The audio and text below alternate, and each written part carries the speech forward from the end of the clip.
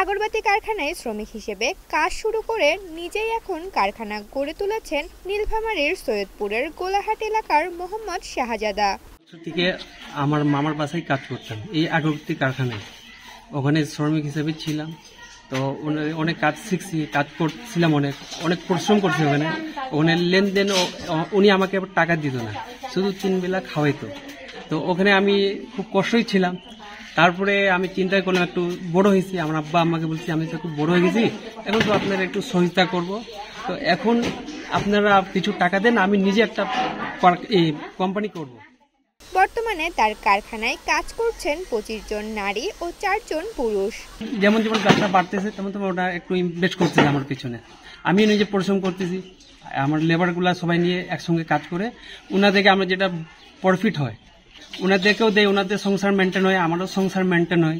এগুলো নিয়ে আমরা আল্লাহর রহমতে চলতেছি। যেটা তার কারখানায় মূলত সুগন্ধি ছাড়া আগরবাতি তৈরি হয়। তার কাছ থেকে আগরবাতি কিনে সুগন্ধি যুক্ত করে নিজস্ব ব্র্যান্ডে বাজারজাত করে থাকেন বিভিন্ন কোম্পানি। কয়লা, কাঠের ভুসি, ওই বিজলার ছাল, বাঁশের কাঠি, এগুলো দিয়ে আমরা উৎপাদন করি মেশিন দিয়ে। এটা কাঁচামাল হিসেবে আমরা বিক্রি করি, এটা আমাদের কোনো সেন্ট নাই। এটা শুধু শাহজাদাই নন, তার মতো আরো অনেকেই সৈয়দপুরে গড়ে তুলেছেন আগরবাতির কারখানা। একসময় সৈয়দপুরের নির্ময়ের মানুষের উপার্জনের অন্যতম পথ ছিল বাড়িতে বাড়িতে আগরবাতি তৈরি করা। মহাজনরা আগরবাতি তৈরির উপকরণ বাড়ি বাড়ি পৌঁছে দিত।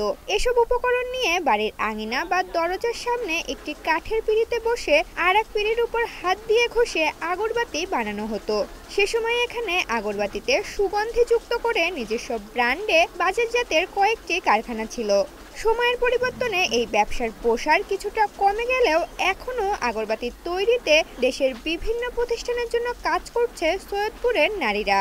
शाहजादा बाबू का यहाँ थोड़ा कारखाना खुल गया, 5-6 बरस से काम कर रहे हैं यहाँ अगरबत्ती का।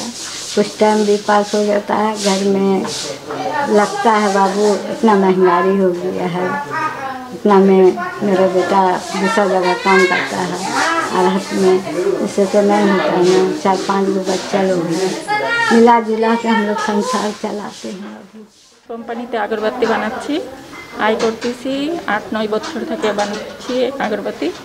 আর আমার সংসারে অভাব ছিল, সেজন্য করতেছি। আমাদের আয় হচ্ছে এখান থেকে, বাচ্চা কাচ্চাকে সামলাচ্ছি, সংসার সামলাচ্ছি, যা কম হয় সংসারে পূরণ করি। এনজিও থেকে আমরা লোন নেই, এনজিও থেকে লোন নিলে আমাদের একটা পড়তে হয় না, ওনাদের ইন্টারেস্টটা একটু বেশি হয়। আর যদি আমাদের সরকারের পক্ষ থেকে কোনো একটা লোন যদি হয়, এটা আমাদের জন্য ভালো হয়।